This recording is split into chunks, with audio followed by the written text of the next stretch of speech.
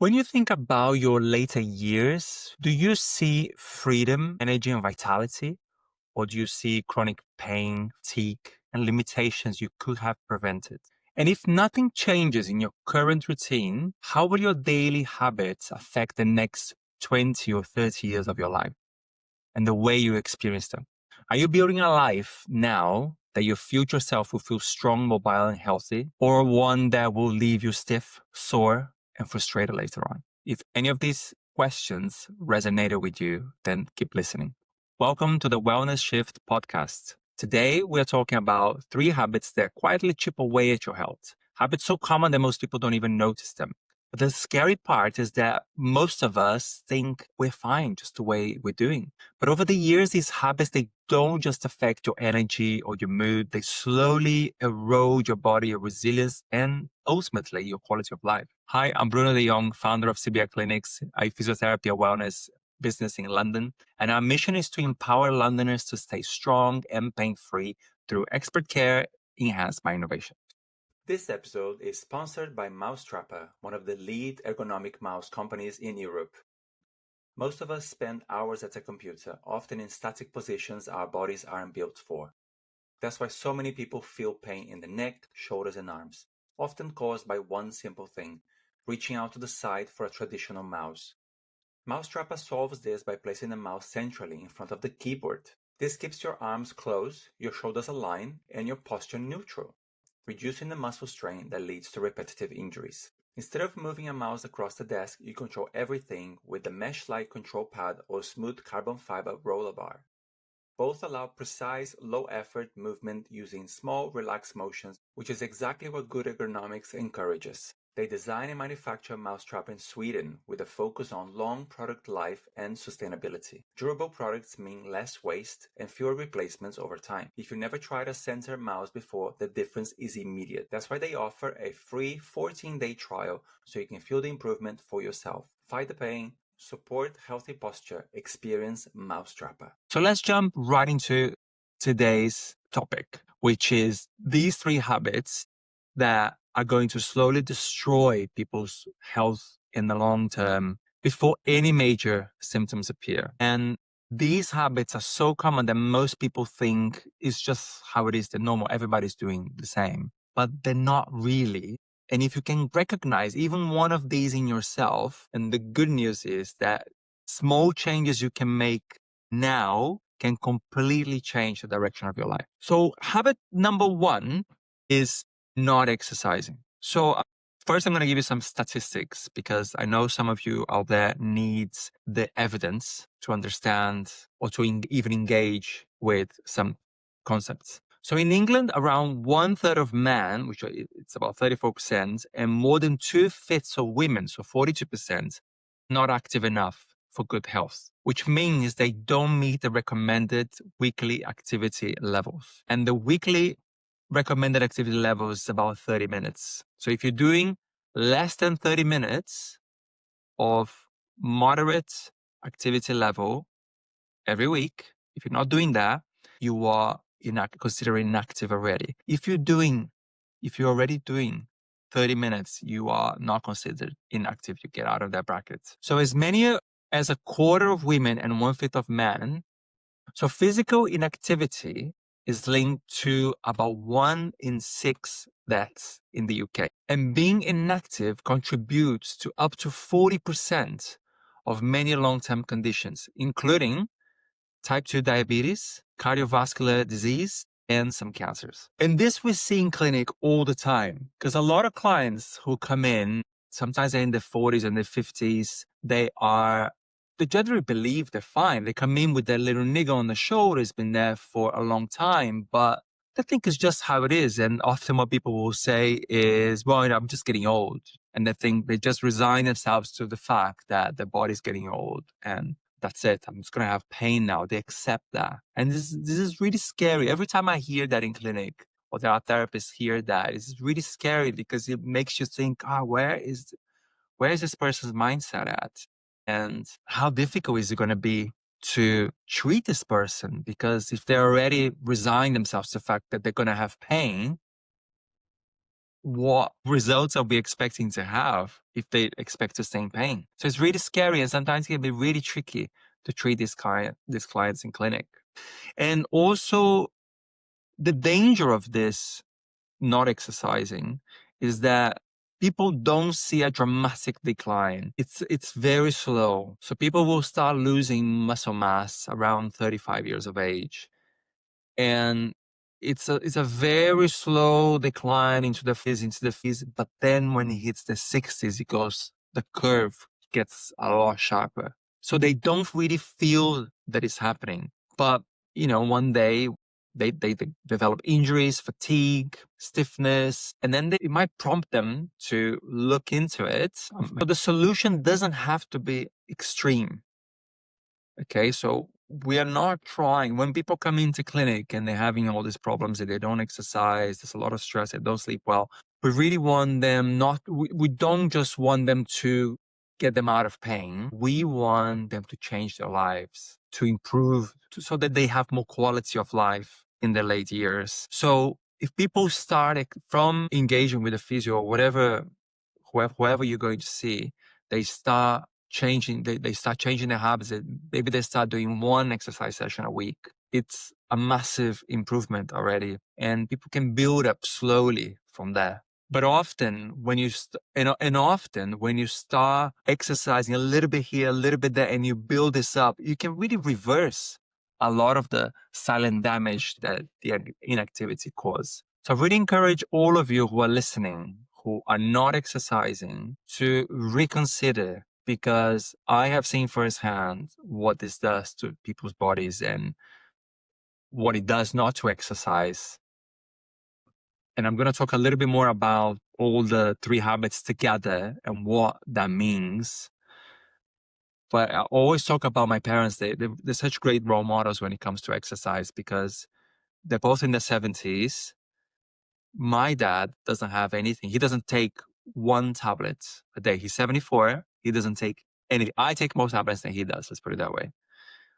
And he doesn't take anything. He slowed down a little bit. He probably exercises now 2 to 3 times a week, and it's mostly gym, weights. He's had 1 knee surgery over his life. I think it was around his 60s. And that's it. There's nothing else. And my mom's had lots of health issues over the years. But since she's starting exercising 4 times a week, so she does Pilates twice a week and she does functional training twice a week. She exercises 4 times a week. Since she started doing that, there is nothing. Before, she will have cramps. She will have lots of stomach pains because of something that she ate. She will end up in hospital, sometimes monthly. It's all gone. Let's move into habit number 2. Poor sleep routines. Let me give you the statistics again. So a recent survey in the UK found that an average adult only gets 3 days per week of good quality sleep. And that's probably me, because I run 2 businesses and I have twins at home. Now, 1 in 7 adults, or 14%, say they don't get the sleep they need to function well on any day of the week. And 4 in 10, that's 38%, report that poor sleep negatively affects their mental health at least once a week. And 1 in 3, that's 34%, say worry and stress reduces their control over their sleep. And I'm going to tie this in with the next habit. So what I just said is that poor sleep can affect people's mental health. So all these stats are worrying, and most people think, well, that's how it is, like I just said it, I've got kids, I've run 2 businesses. So there is a lot going on in our minds, and it leads to poor sleep routines. I'm hoping that once the kids turn 10, I will start sleeping better. Someone told me that when they turn 5, I would start sleeping better. That hasn't happened. So I'm hoping for the 10-year mark that will change. And I know some people are going to be writing down the comments or going to be telling me, oh, you're never going to sleep well ever again because you've got children. I might have to come to accept that, but let's see how it goes. Sleep affects everything, right? If I have a bad night's sleep, I'm just miserable all day. But it also can affect things like your pain threshold, your mood, your mental clarity, your sensitivity to stress. It can affect your metabolism. It can affect your immune function. So if you're not sleeping properly and you find you're always sick, guess what's one of the contributing factors? It's because you're not sleeping well. Even affects how effectively your body rebuilds and recovers after exercise or injury. It can also increase your risk of injury if you're not sleeping well. And this is something we see often in clinic. So if sleep is treated as optional or a luxury, going to bed late, varying times, phone in hand, not protecting that sleep window, the body will never get proper time to repair. And over time, this will lead to this chronic tiredness, and it will increase your risk of chronic disease, poor recovery, mood disturbance, and your sensitivity to pain and injury. So all this can become chronic if you have years of poor sleep. So really thinking how we can improve our sleep routine can be something, right? And it can be something like putting an alarm on your phone. So for instance, iPhones now, you can set up a bedtime routine alarm to trigger. So mine triggers every night at, I think, 8:45 p.m. Mine triggers that I need to start winding down and start going to bed at 9:15, and then I need to be asleep by 10 or something like that. I can't remember now. So you gotta have, there's a lot of stuff you can do to take those steps to try and improve your sleep routine. Going to bed early, not eating so late. A lot of people, they do work too late. Unfortunately, they get home, they need to wind down. Then they have dinner maybe at 9 or 10 p.m. Hopefully those people can sleep until a little bit later, but a lot of the time they have to get back into the wheel early the next day. So you're sleeping for quite a short period of time there. But it's trying to find that balance. And if work, it's a problem and you work for someone, then perhaps it's having those conversations at work that can help you create more time to recover. I recently had one of my therapists saying to me, look, I need more time to recover because I'm working till late on this day, and the next day I have to be in clinic really early. And we're like, okay, let's make the adjustments. And we did.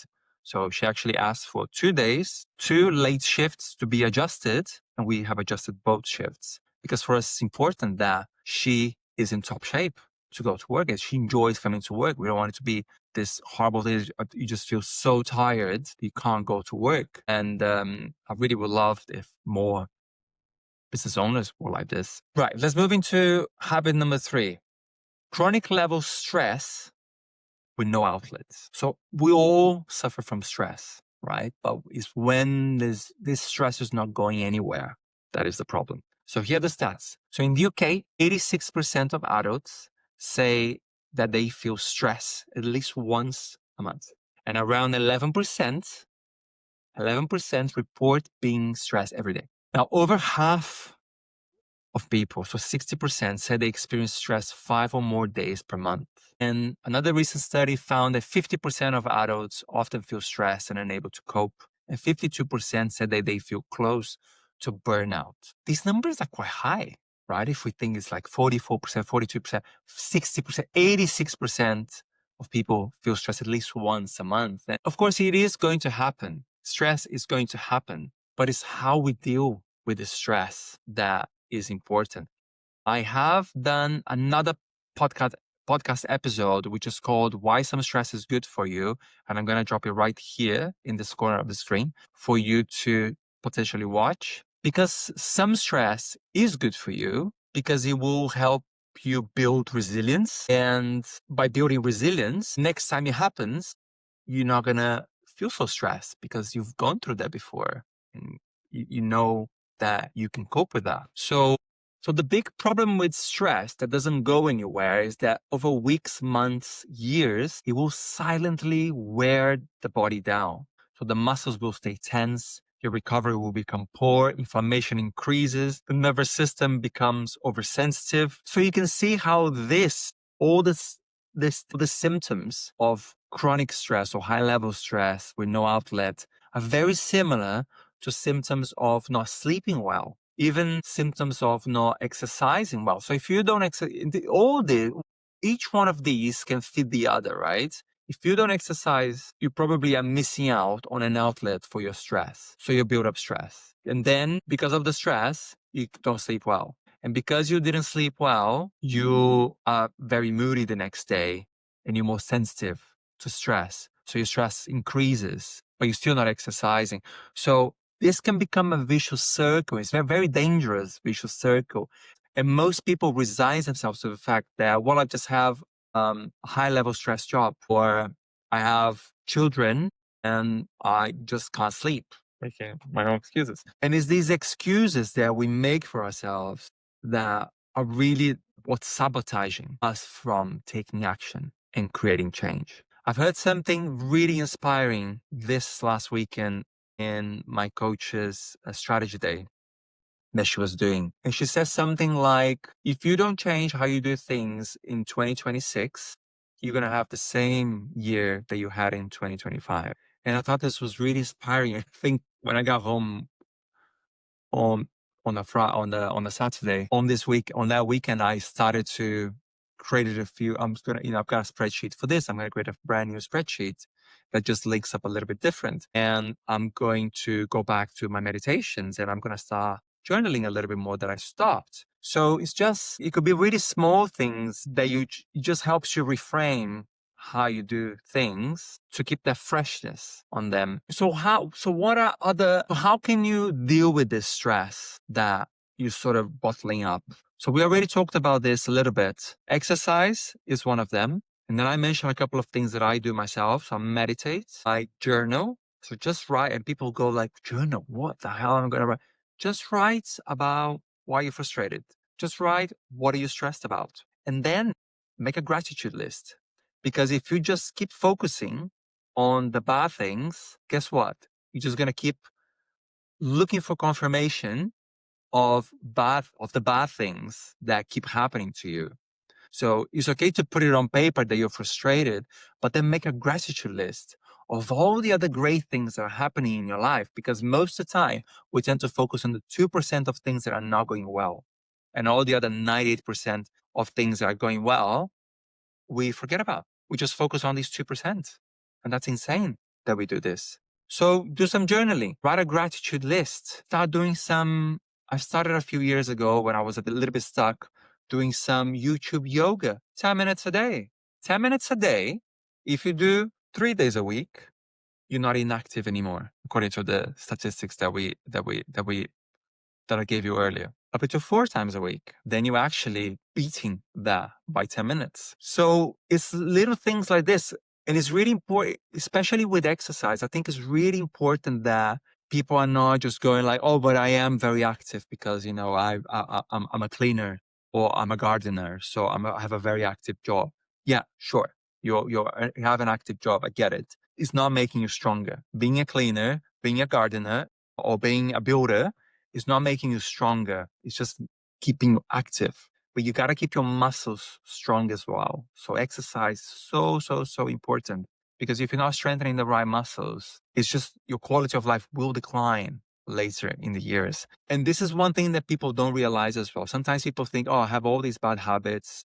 I eat bad, I don't sleep well, and I don't exercise. And, I'm okay with dying at 69. But most people, and this, I've heard this on one of Mel Robbins' most recent podcasts, and I just can't remember the name of the fella.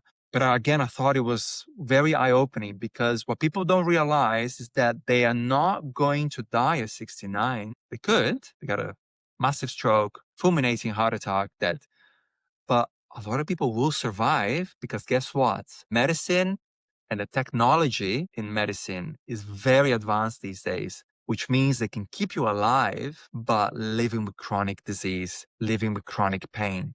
Worst case scenario is you have all these bad habits, don't do anything, have a massive stroke or heart attack, and you have to live another 2 decades with a chronic condition that was completely preventable had you take action in your 30s, in your 40s, in your 50s.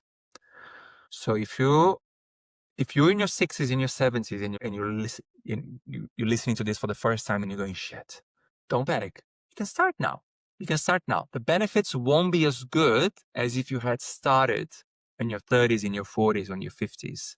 But you can turn things around and you can add life to your years. A friend of mine always says this, and I find it really inspiring, adding life to your years. Because you don't want to just live long. You want to live with lots of quality of life, being able to do everything you can. Imagine how wonderful it will be if you lived up to 85, 90, maybe 100, being able to do every single thing you wanted without depending on anybody else. You want to go there, you go there. You want to go drive to go to this event, you go, because you have good eyesight, you have strong muscles, your mental faculties are preserved, you can go, you can do it. You want to travel, you can go. And imagine how soul destroying it would be if for 20 years you lived in a wheelchair because you haven't done any of this and you completely ignored it, and you want to do this and that. Or a lot of people, they get heavily depressed and this is their lives then. This is it. For me, it's very scary to think that can happen. So I make sure I try to model as much as I can for my children, to my clients, because I think it's so important. Well, I hope this podcast was informative, if anything. And I hope this maybe gave you, maybe the coins dropped, or maybe this gave you a little bit of inspiration to just go and take action and just join the gym, or maybe just put that YouTube video with 10 minutes yoga, which is all you need, or to start journaling, or to start meditating and start addressing your stress, or you're putting an alarm on your phone to go to bed a little bit earlier, and don't sleep with your phone next to you. Leave your phone elsewhere. Read a book to sleep. Don't be on your phone. Read a book to sleep, because then you sleep on time. The phone will keep you awake, because that's what it's meant to do, right? Hope you enjoyed it. Let me know in the comments what you guys think. Thank you so much for watching, and I will see you all next time.